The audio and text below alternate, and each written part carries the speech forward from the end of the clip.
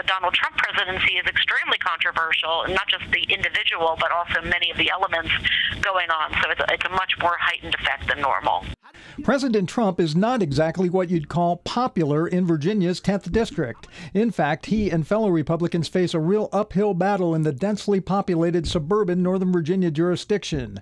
According to a new poll out today from Christopher Newport University's Judy Ford Wasson Center for Public Policy, in the 10th, Democrats outnumber Republicans 75% to 59% among voters who say they are very enthusiastic about going to the polls.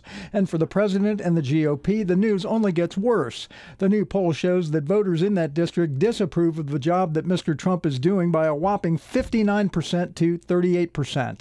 CNU political science professor Rachel Bidikofer says Trump's negatives could spill over to other Republican candidates.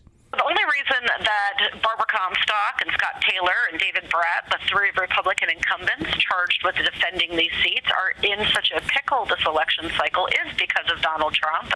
And although today's poll focused on the 10th district, CNU plans to conduct a new poll next week in the Hampton Roads-based 2nd Congressional District contest between Republican Scott Taylor and Democrat Elaine Luria and put it out on Monday, October 15th. Mike Gooding, 13 News Now.